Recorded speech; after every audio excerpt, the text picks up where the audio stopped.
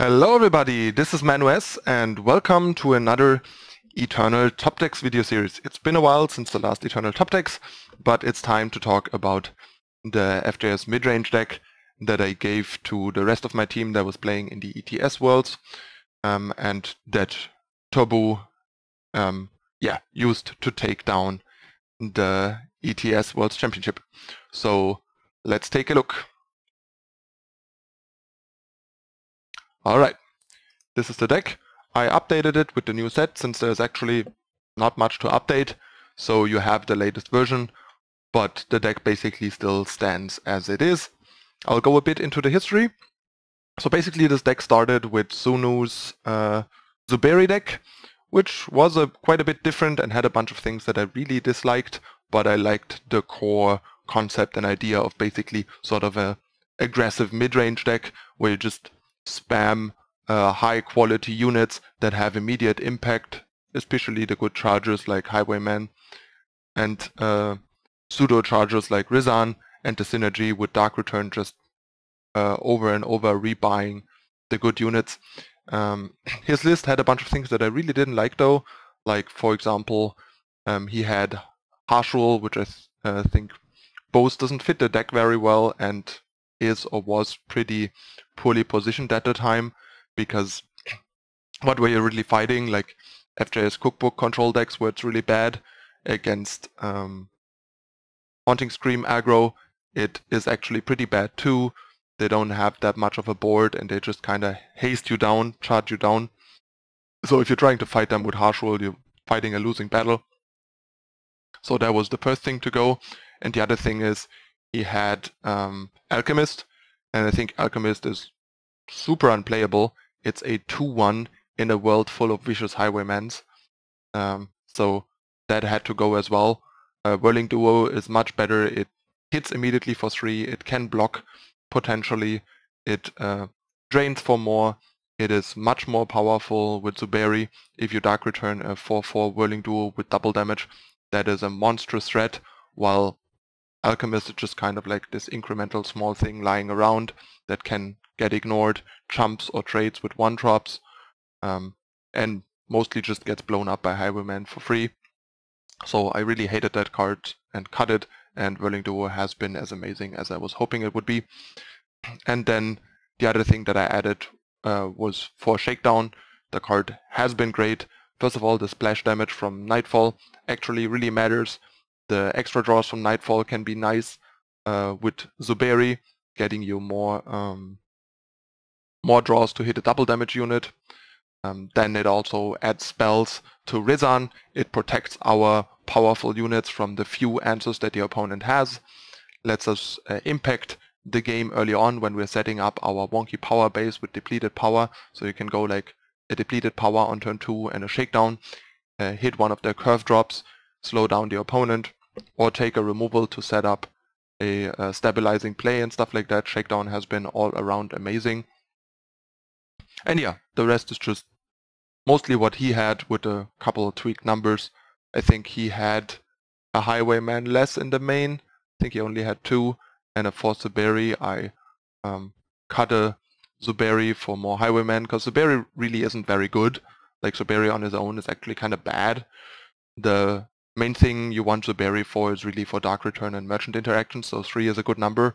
Your primary turn 4 plays are Vara followed by Highwayman, so Zuberi is really just kind of like a 5-drop with Dark Return, and then if it lives, which it rarely does, and isn't silenced, you can play a Merchant to get a unit out of the market to also get double damage.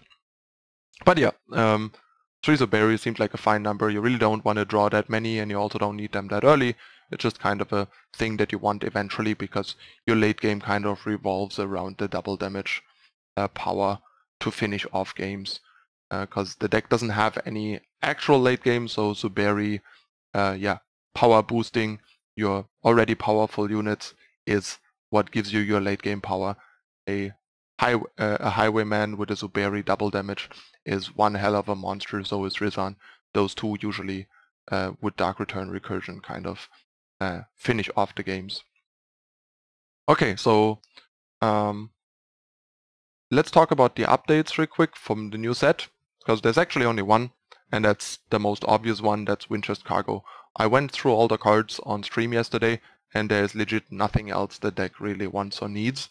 But Winchest Cargo is actually secretly amazing. It's not just a nice upgrade over Seek Power, it actually does more in this deck. First of all, the Winchest Contraband works differently and better than I initially thought, since I thought you basically have to choose a color and then you draw a random card of that color. But the way it actually works is you get shown a random red, green, and purple card, and then you get to decide which of the three you like most, which is so much better, because if, I don't know, two of the colors roll the bad card, you just take the third color that rolled a good card. You have 3 chances to roll a good random card, which is amazing. And since you have all the influence, you can play all of them. I'm not sure if it can roll multi-faction cards. I haven't seen that yet. Technically it should be, because it doesn't say otherwise, and like I think it is basically worded the same way as Ziraf, and she can roll multi-faction cards, but I have not yet seen one. To be fair, I only got to cast 2 or 3 contrabands yesterday, so it's hard to tell. But keep in mind you draw these cards, so this actually works really well with Zuberi. So yeah, Winchest Contraband is another opportunity to draw double damage units with Zuberi, which is super sweet. So that's some nice synergy there, and also obviously a deck like this really doesn't want to flood out, and having 4 of your power turn into great flood protection is exactly what the deck wants, so this is a nice upgrade. I also cut one of the crests for a Seek Power, since yeah, it just makes the power a bit better. The power base went from 16 1919 to 16 2020 now. I was not sure if I wanted to go for like something like 20 1917 or I don't know 19 1917 to up the justice, but I feel like 16 justice is actually fine, because the only time you need the second justice is on turn 6 with Rizahn, and by then 16 is kind of enough to get there, and you don't always need it on turn 6 right away, so it seems fine. But if you run into problems, you can consider going up to 17 justice, but that's the most I would go to. And having 20 shadow and fire seems particularly great, because that makes it that much easier to have Vara or Highwayman on turn 4 guaranteed, or even Zuberi. And that's the like core of the deck, and they can keep you afloat really well until you hit your second justice for Rizahn. But that's the one thing that I'm not 100% sure on, if the change in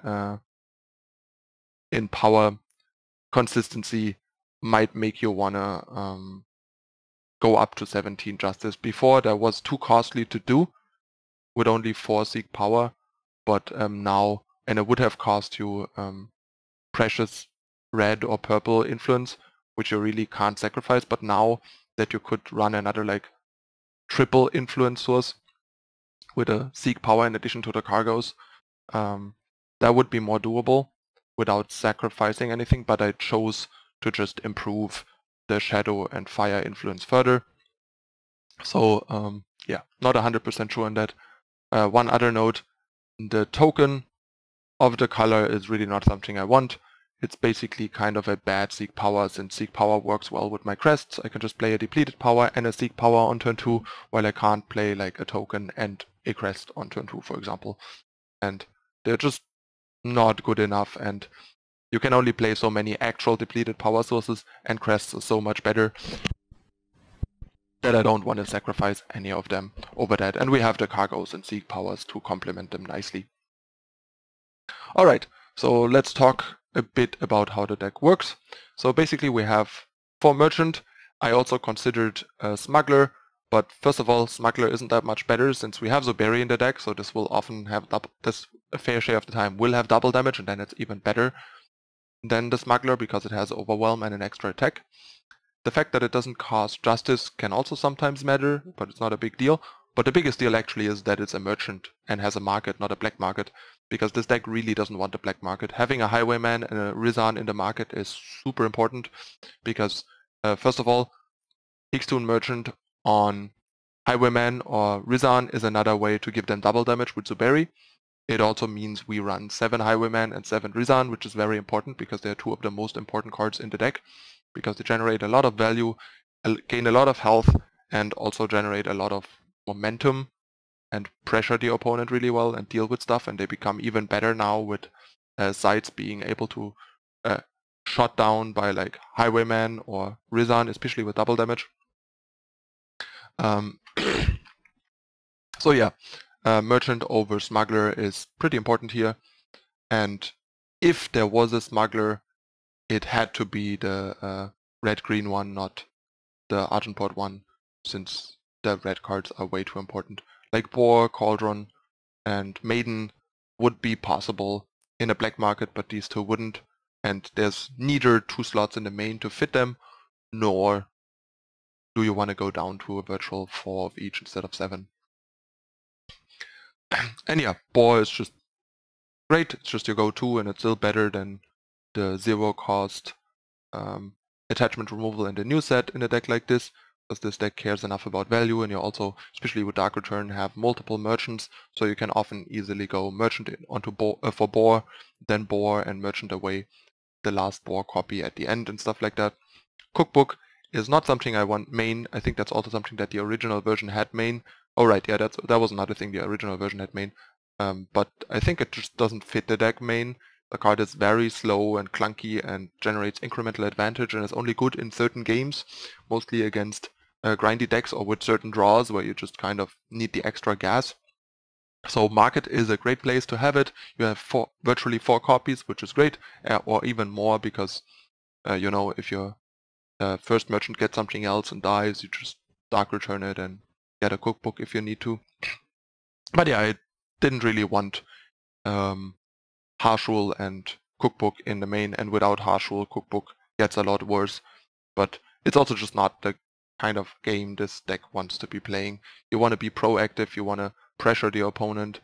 You have to play this deck a bit like an aggro deck, actually. And yeah, Cookbook, great market card, but not something this deck wants in the main.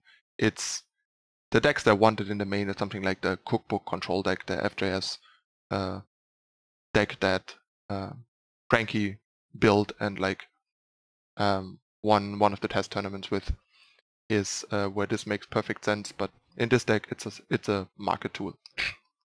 Maiden is just a solid tool against various things, against other Dark Return decks, against Haunting Scream decks, against time decks. It's just a solid thing to have in your market, and being able to recure it with Dark Return if they get rid of it gives you even more value from that one slot. And yeah, then we have the Highwayman and Rizahn that I mentioned. And yeah, then in the main deck we have the duo that I talked about. It's a big part of the game plan of the deck. You just often slam this on turn 3 and start attacking. You can even start attacking and racing against aggressive decks. In fact, you actually have to attack the first time you play this against an aggressive deck, because the chance of them having an answer is way too high, or even a combat trick, for you to risk blocking, and gaining 3 health on the attack already helps you stabilize against their pressure still. Even if you know with Shakedown they didn't have anything, I would not risk it. Just attack, because they could have drawn into something between the Nightfall and their regular draws. They also could have a way to deal with it that you didn't see with Shakedown in some cases. It's just the default to drop this and attack if you can afford to. The only reason not to attack with this the turn you play it is basically if you cannot win the game if they if you attack, or if they have an answer for it anyways. So you might as well just stay home, pretend they don't have an answer, and hope that you get to block, and then win the game on the back of that. But most of the time you just want to attack with it. I see that a lot of the times that opponents play their duo, don't attack. I punish them with a removal on it, and they just lose the game because of it. And I would be in a much worse spot if they would have actually attacked me. Then we have Vara, not much explanation needed. It is very important for the deck because it helps the deck beat Aegis, you have these 8 spot removal and torch, and Vara makes sure that you can actually use them, because these types of decks like this normally would have a lot of trouble with Aegis. Sure, Highwayman would help a bit and stuff, but it still costs you a lot of momentum and can be pretty troublesome, and you don't always have the easy Highwayman ping to deal with it, and you also want to use your Highwayman ping differently if you can. So yeah, Vara, a great tool here, makes your removal reliably deal with the things you want to deal with. Keep in mind now, with the new set, with display of, I think Instinct, the Yennefer display that deals 4 damage, they can kill Vara in response to her trigger. So yeah, they get a pause. So before you even have, they even have to sack something, they'll just deal 4 to it, don't sack something, and Vara dies. So for that window, Vara is actually 4 health and not 6 health. So she is definitely softer to that type of stuff than, say, a Titan, which is a hard 6 health, and this Vara is like a soft 6 health. She's also ironically kind of one of the weaker units in the deck, because she doesn't have charge, and she dies to even Annihilate, so she dies to a lot of removal, more than some of the other cards like Highwayman or Rizahn, and she doesn't have charge, so the opponent often can kill her before she does anything. So while she is a good card and she helps the deck a lot, it's also a card that you rarely gonna and wanna buy back with Dark Return. Sure, it's tempting because she gets bigger and stuff, but it's so much better to just get back these chargers and even Duo, because they hit immediately. They Rizahn and Highwayman have additional benefits like lifesteal and immediate impact trigger, plus their charge. Highwayman has the Warcry, and so on and so forth. They're also much better with double damage than Vara. So Vara is only something you want to get back if you have nothing better. Otherwise, you usually want to get back basically anything else. Then Highwayman, well, if Haunting Scream aggro has shown us anything, it's how amazing Winchest Highwayman is as a card, and there's no difference here. Gets even better with Zuberi's double damage, because then you suddenly, if you returned it with Dark Return, it hits for 10, shoots for 2, means it's much more likely to have lifesteal, and then it suddenly is a 10-3 quick draw lifesteal effectively, which is basically unblockable. You can only jump block it. It's unraceable because you gain 10, and yeah, it's just a monster, and it's only gonna get worse every time you recur it, and it's gonna Warcry whatever you draw next. It's great against aggressive decks. It's great against control decks. It's not that great against mid-range decks, but with double damage and stuff, it's still usually gonna get there. And as long as you can play it with a removal backup like a Vanquish or an Annihilate or even a Torch to give it the quick draw, it even does pretty well against mid-range. But yeah, it's the card that kills aggro and control in this deck, sort of. Zuberi we already talked about, and Rizahn I've said so much about at this point that I said everything basically. Rizahn is one of the best cards and units in the game right now, I would say. It's really powerful. It's a great evasive threat. Its lifesteal makes it really hard to raise. The fact that it deals damage right away, and now that it can even kill sites, makes it all around awesome. It's the main thing that green adds to this deck, aside from some removal basically. Then we have the 4 Dark Return to buy back all these amazing cards, and also synergize with Zuberi for the double damage, or make Vara enormous. But like I said, we don't want to do this usually. Then 1 Seek Power, and 4 Winchest Cargo as part of the power base. The 4 Shakedown that I already mentioned, they are very important to the deck, and part of what made the deck take off and become really, really powerful.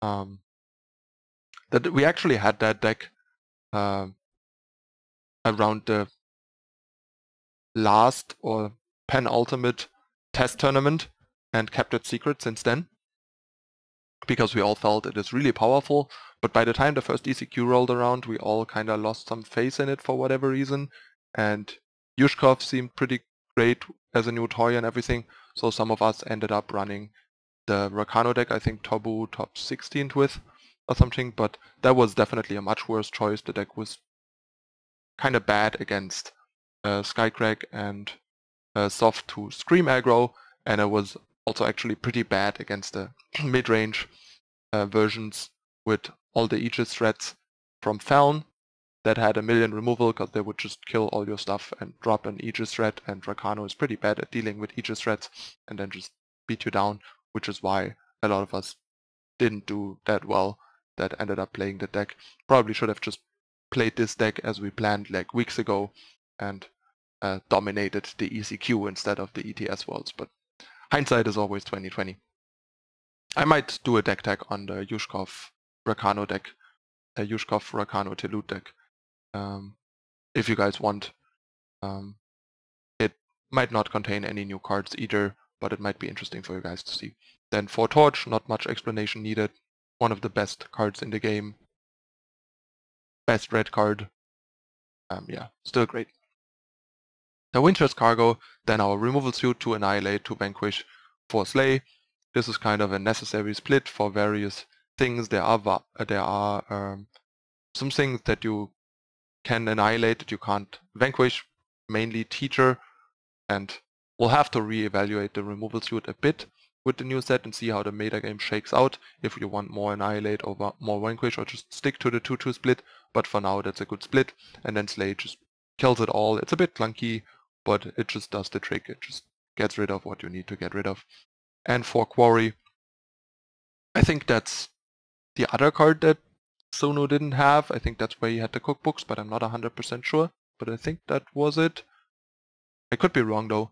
But yeah, if he didn't have Quarry, it is a big mistake. The card is amazing and one of the best Stone Scar cards together with Highwayman, I would argue. And if I am in any non-aggressive deck in Stone Scar colors, my deck starts with 4 Quarries basically. It gives you good card selection, and it also just, yeah, can give you powerful draws, cheating out a 4-drop on turn 3 and stuff. Like you sometimes play this on 2 and then drop one of these guys on turn 3, which is super powerful. Or like a turn 5 Rizahn and all that stuff. It's just a great card.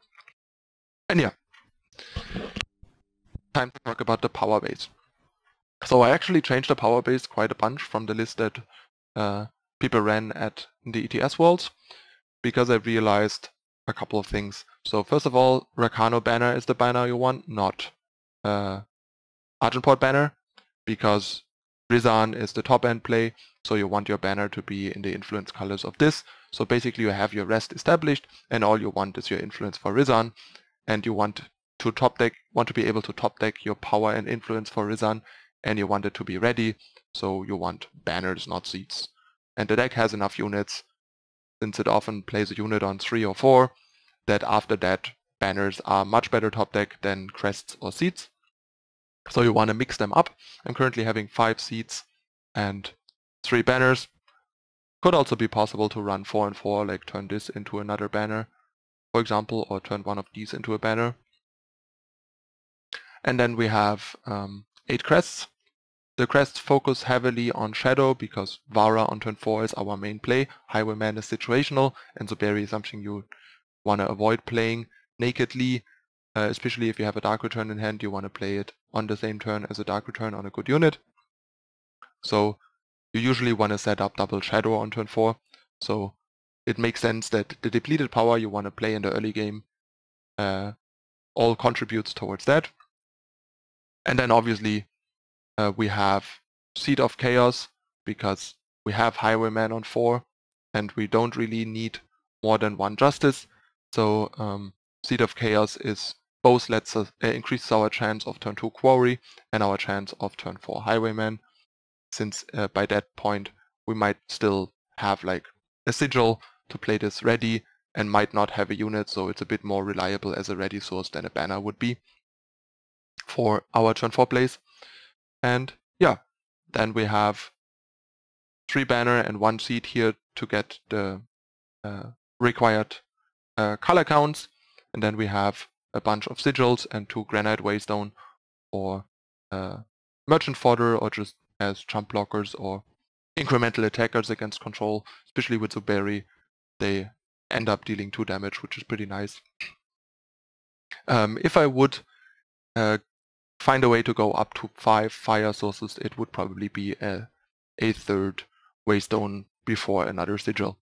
I would love to go down to 2 Justice Sigil, because you really don't want like a lot of Justice, so having more Justice heavy duels would be nice, but Seed of Chaos is so important, I think, for Quarry and Highwayman, that I don't really want to cut down on Justice Sigils for more Shadow or Fire Sigils or Waystone, and add more like Justice duels that would basically require me to cut like a Seed of Chaos for a Seed of Vengeance, and then cut like a Justice Sigil for, I don't know, a Granite Waystone. But maybe that's worth it, but the thing is also that I don't think I want to go below like 7 Sigils, so even if I cut a Justice Sigil here, I would probably have to add a Fire Sigil, simply because you want enough Sigils for these 5 seeds that we are running, and the 5 fetchers. It is also the case that with 7 plus the 5 fetchers, virtually 12, it might be better to turn this into a banner, to have like 4 and 4, because our seeds are only so supported, especially in the early turns. So yeah, there's a tiny bit of wiggle room, but it is pretty figured out, aside from like the things that I mentioned, like some minor shuffling around and adding a 17th Justice are the considerations here, really. Okay, that was a kind of long deck tech, but I hope you guys enjoyed all the in-depth explanations. Winchest Cargo is a sweet upgrade for the deck. Congrats again to Tobbo for taking down the ETS World Championship.